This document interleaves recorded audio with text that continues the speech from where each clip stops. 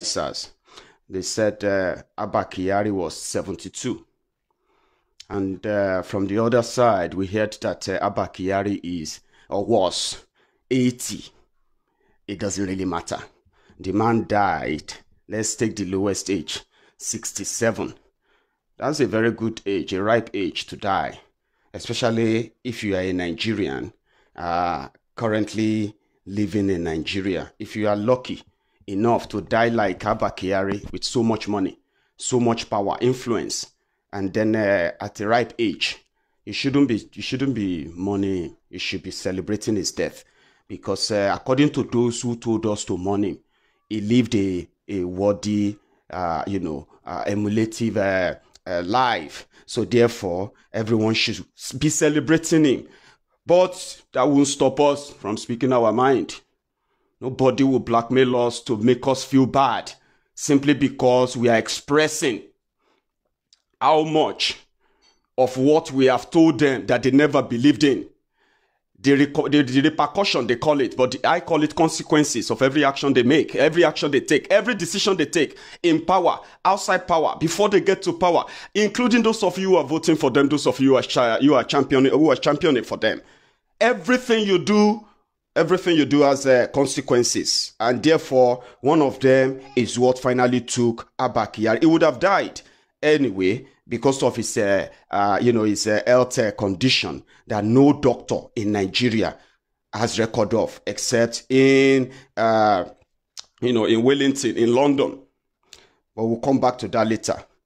In the Bible, Romans 14:8, this is what the Bible says about death. So we know about death. Okay?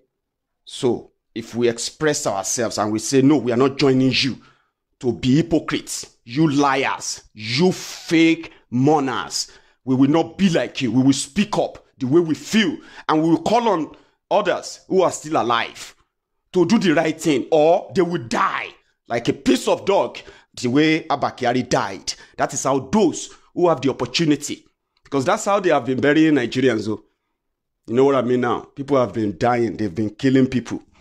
Boko Haram death, Fulani herdsmen, bandits, and so on. You know all of them. They have been killing Nigerians. The governor of Kaduna State, his name is El Rufai. El Rufai supervised the killings of over 1,000 Nigerians because they were Shiites. We will never forget that. They were buried in shallow grave in Zaria. So Abba Kyari also died like a dog, even though they try to make the dog look beautiful, to make the dog look valuable, to make the dog, the piece of shit look like what? Look like a royal person. It doesn't change anything. He died like a piece of dog. He died alone. That's how many of them will die, as long as they continue to pretend. Like, and for some of you who are supporting them, you are dying anyway. You are dying. It's just that your own never make it they never make it to the news. We never heard about how you died, how you defecated, how you struggled, how you suffered for things that ordinarily should have been taken care of in a better hospital for you, if there is one. But because there is none, many of you are dying. Many of your parents, many of your family members, people you know, neighbors, they are dying for needless reasons. But they died well in a way compared to how Abba Kyari died. He died alone. He died because he had a contagion, because he had an epidemic. And the healthcare system they left in Nigeria that has been killing Nigerians for years couldn't save him. So he died like a piece of dog. Apology to all dogs, because it's more or less like insult to dog to compare Abba Kyari with dog. Dogs are friendly. Dogs are lovely. Dogs are loyal. Dogs are faithful. And dogs are honest. That's what we know about dogs. Not all this kind of piece of dogs. So don't let anybody make you feel bad. You are not a bad person, okay? You are not a bad person for expressing how you feel about people who have caused enough wreck, death, killings, wailings, and name it. Enough havoc. They didn't do it themselves. They were in position, right, to sanction those things. And they approved of them while Nigerians were dying every day. Even the coronavirus has just killed about 17 people declared so far. But do you know that Nigerian policemen have killed 21 people in the last 14 days or 18 days of lockdown? Yes, they killed them like common criminals on the streets. Aba is boiling right now, but we'll come back to all of that later. This is what the Bible says about death. So we know about death, and we know that we are all going to die. But choose how you die. Choose how you will be remembered. Don't give us these beautiful, funny, fake stories. He's a good man. He's a that man. He was in position. And I'll tell you about him, a lot about him, just as we proceed.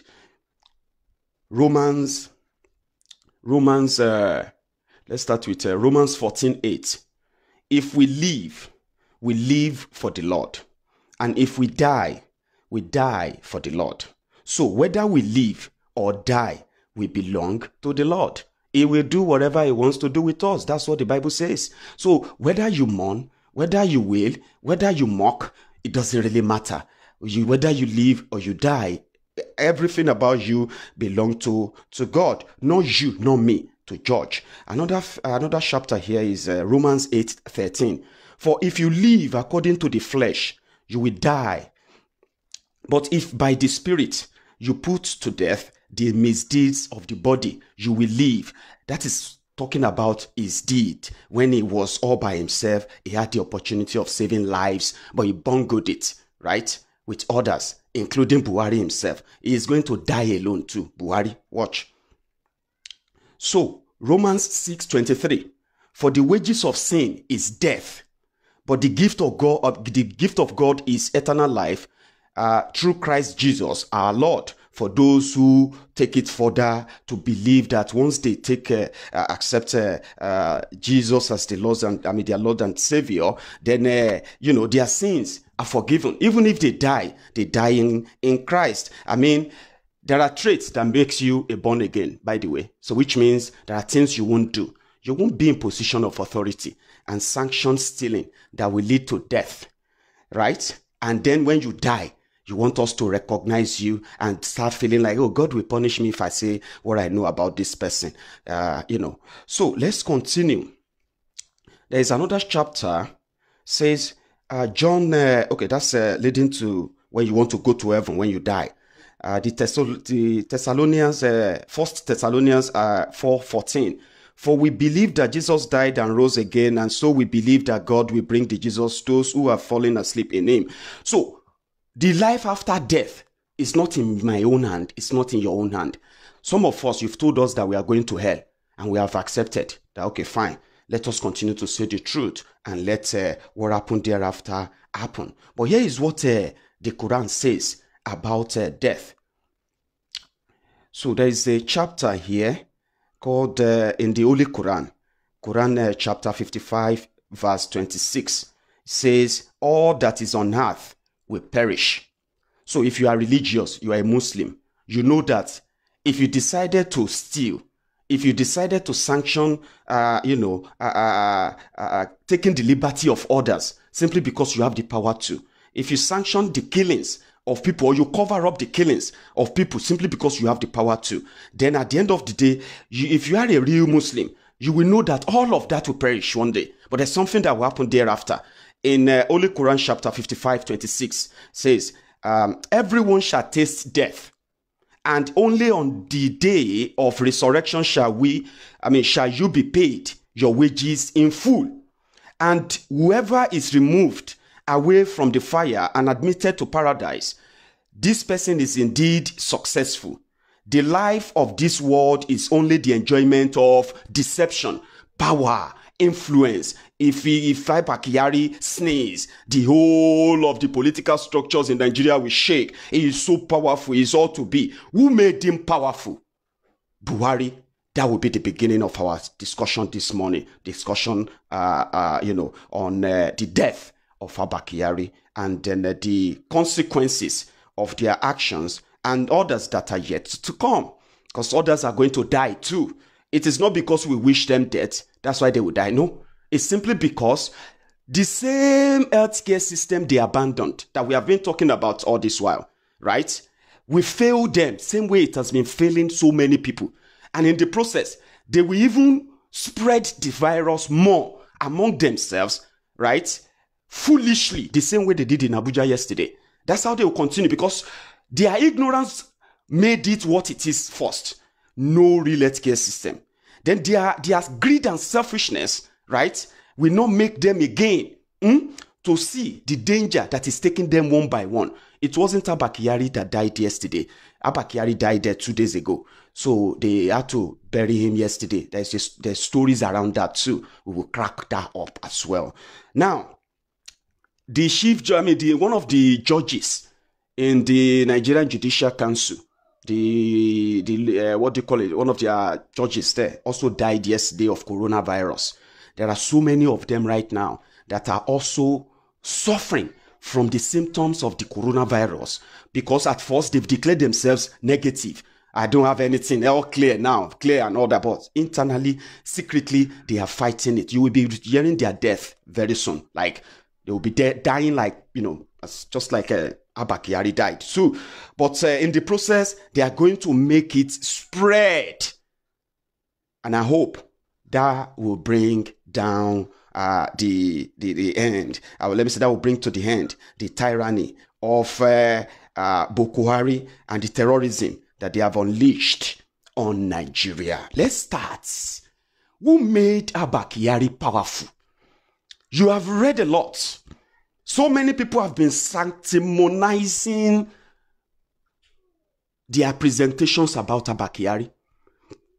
So many people have been bringing up stories to make it look like, oh, he is actually the most misunderstood Nigerian. No, we didn't misunderstand him. We misunderstood him completely when he was here, and we know, and we have the track record of all his actions and the repercussions of all his actions when he was here. Do not tell us that we misunderstood him. We misunderstood. We understood him rather. Don't let me just show you boso. Now, who made Abba Kyari powerful? I am going to present to you this morning. Everything that comes out of my mouth will be backed by the usual taking you down the memory lane. You know how